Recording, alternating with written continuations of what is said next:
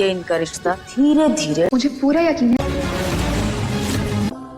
पूजा मेरा टाल दो ना। क्या सच में रिश्तों की डोर सिर्फ 7 फेरों की मोहताज है, या फिर वो 7 फेरे ही रिश्तों को तोड़ने की वजह बन सकते हैं?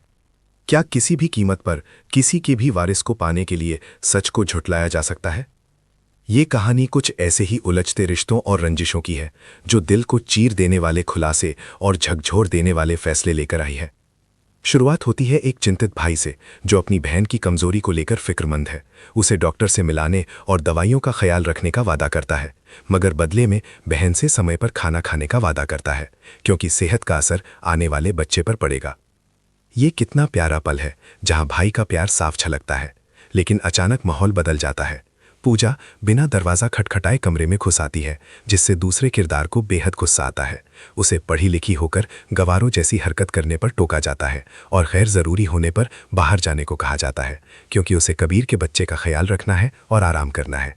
ये नौकरानी जैसा बर्ताव किसी को भी नागवार गुजरेगा। फिर एक चौंकाने वाला खुलासा होता है। 7 टुकड़े सिर्फ कागज़ नहीं, बल्कि 7 फेरों के प्रतीक हैं, जिनसे रिश्ता जुड़ा है, और यही 7 फेरे धीरे धीरे रिश्ते को तोड़ने का जरिया बनेंगे। हर फेरे के पूरा होने पर हर वादा कमज़ोर होगा और कबीर का हर कदम सिर्फ और सिर्फ बेला की तरफ बढ़ेगा। ये तो रिश्ता जोड़ने की रस्म तोड़ने का नुस्खा बन गई। हद है।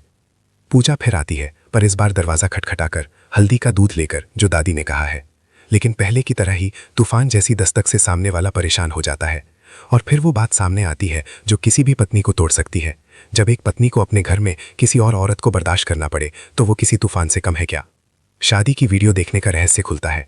पूजा कबीर को अपना बनाने के लिए शादी की रस्में देख रही थी और ये उम्मीद कर रही थी कि ये प्रेम कहानी ज़्यादा दिन नहीं चलेगी।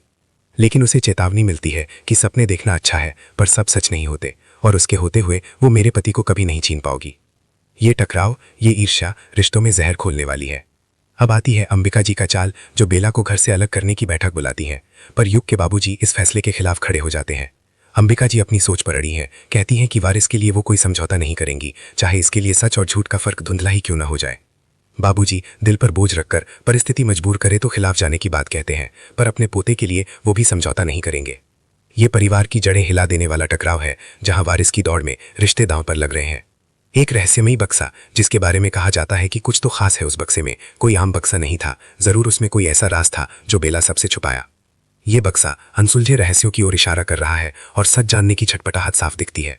आखिर में अंबिका जी के फैसलों का विरोध करते हुए युग के बाबूजी कहते हैं कि वो फैसले के खिलाफ है। अंबिका जी अपने पुराने दोस्त और वकील को बुलाकर उन्हें समझाने की धमकी देती हैं, लेकिन बाबूजी इसे दबाव मानते हैं। और ये बात यहीं खत्म नहीं होती। अगर घी सीधी उंगली से नहीं निकलता तो उंगली। यहाँ वाक्य अधूरा रह जाता है, पर इसका मतलब साफ है, अपनी बात मनवाने के लिए हर हद पार की जाएगी। ये कहानी वाकई में झकझोर देने वाली है, जहां लालच, ईर्ष्या और ताकत की लड़ाई में रिश्ते दम तोड़ते दिख रहे हैं। कोई हमारी बातें